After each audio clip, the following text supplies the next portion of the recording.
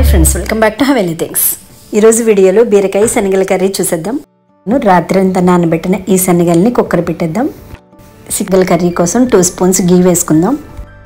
దీనికి కావాల్సిన ఇంగ్రీడియంట్స్ ముందుగా పోపు దినుసులు తీసుకోవాలి. ఆవాలు, జీలకర్ర, ఎండుమిర్చి, వెల్లుల్లిపాయలు, శనగపప్పు, మినప్పప్పు తీసుకోవాలి. అలాగే కరివేపాకు, కొత్తిమీర, పచ్చిమిర్చి, ఒక మీడియం సైజ్ ఆనియన్స్ కట్ చేసి తీసుకోవాలి. నెయ్యి హీట్ అయిన తర్వాత ముందుగా పోపు దినుసులు వేసి ఫ్రై చేసుకుందాం. ఈ కర్రీకి కారం వాడటం లేదు, అందువల్ల పచ్చిమిర్చి ఒక 5 వరకు వేసుకుంటున్నాను. ఆనియన్స్ సరిపడా సాల్ట్ కూడా వేసి ఫ్రై చేసుకుందాం. ఆనియన్స్ ఫ్రై అయిన తర్వాత ఒక 2 బీరకాయలు కట్ చేసి వేసుకుంటున్నాను. ఒకసారి మిక్స్ చేసుకుని 1/2 టీ స్పూన్ పసుపు, సరిపడా సాల్ట్ వేసుకుని 10 మినిట్స్ మగ్గించుకుందాం.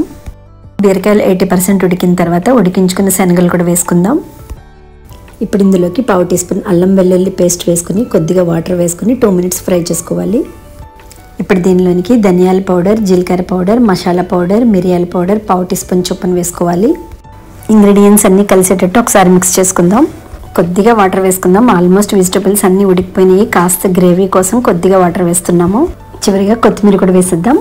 స్టవ్ లో ఫ్లేమ్లో టర్న్ చేసుకుని 10 మినిట్స్ ఉడికించుకుంటే సరిపోతుంది. చివరిగా 1/2 teaspoon watermelon seeds powder వేసుకోవాలి. ఆ బిట్ట మిస్ అయిందండి. బీరకాయ శనగల కర్రీ రెడీ అయిపోయింది. ఈ రెసిపీలోని కారం అస్సలు వాడలేదు మనం. టేస్ట్ అయితే చాలా బాగుంటుంది, తప్పకుండా ట్రై చేయండి. ఛానల్కి గంట సింబల్ నొక్కండి. మా వీడియోస్ చూసిన తర్వాత లైక్ చేసి షేర్ చేయండి. ఇదండి ఈరోజు వీడియో. మరొక మంచి వీడియోతో మళ్ళీ కలుద్దాం. Thanks for watching. సబ్స్క్రైబ్ చేసుకోవడం మాత్రం మర్చిపోకండి.